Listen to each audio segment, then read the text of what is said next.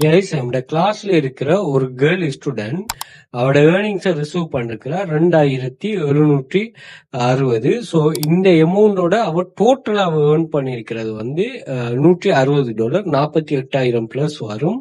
So online மணி மேக்கிங்ல ஒரு விஷயத்தை தெளிவா விளங்கி கொள்ளுங்க.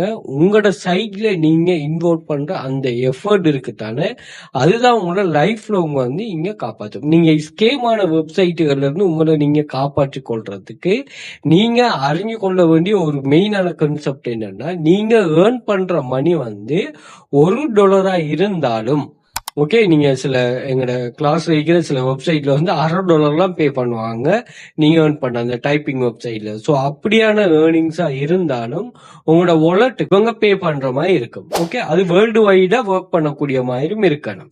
ஸோ இப்படியான கான்செப்ட் உள்ள வெப்சைட்டுகளை நீங்க தெரிவு செய்துட்டீங்கன்னு வைங்களேன், அதுல நீங்க லாங் டைமா வந்து ஒர்க் பண்ணணும்.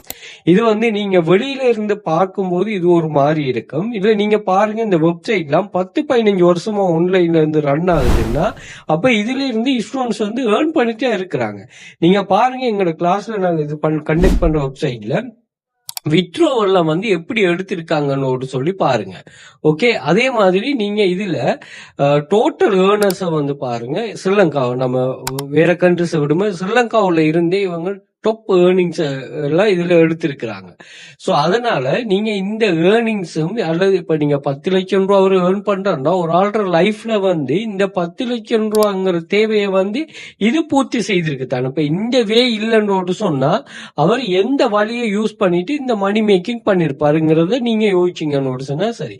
ஸோ இதுல எந்த ஒரு ரெஸ்ட்ரிக்ஷனும் இல்லை. யாரையும் உங்களை கண்ட்ரோல் பண்ண மாட்டா, யாருக்கு கீழே இருந்து நீங்க ஒர்க் பண்ண வேண்டியது இல்லை. அதே மாதிரி யாரையுமே நீ யாருக்கும் கணக்கு காட்டணும், இது நான் இதுதான் ஒர்க் பண்ணணும், நான் இப்படித்தான் ஒர்க் பண்ணுங்கிற எந்த ஒரு ரெஸ்ட்ரிக்ஷனும் இங்க இல்லை. ஸோ இங்க நீங்க ஜாயின் பண்ணதுமே ஜாப்ஸ் அவைலபிளா இருக்கு. அந்த ஜாப்ஸ் எடுத்து ஒர்க் பண்ணலாம்.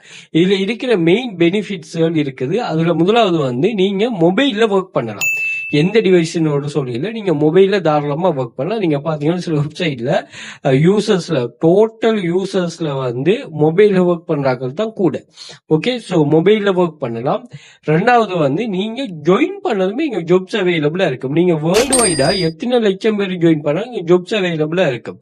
அப்ப அதுல இருந்து நீங்க பெர்ஃபார்ம் பண்ணத்தான் அதுல இருக்கிற டெடிகேஷன் ஒர்க்கர்ஸை இந்த வெப்சைட் வந்து இன்னும் பூஸ்ட் பண்ணும். ஏன்னா ஒரு கம்பெனில நீங்க எந்த ஒரு கம்பெனி சிஇஓ இருந்தாலும் சரி, இல்ல நீங்க எலான் மஸ்க் இல்லாட்டி யாரா இருந்தாலும் சரி, அவங்களோட லைஃப் ஹிஸ்டரியில நீங்க பாத்தீங்கன்னா அவங்க சொல்லுவாங்க, நாங்க ஆரம்பத்துல குறைஞ்ச மணிக்கு, அதே மாதிரி நாங்க ஆரம்பத்துல வந்து நாங்க மெதுவா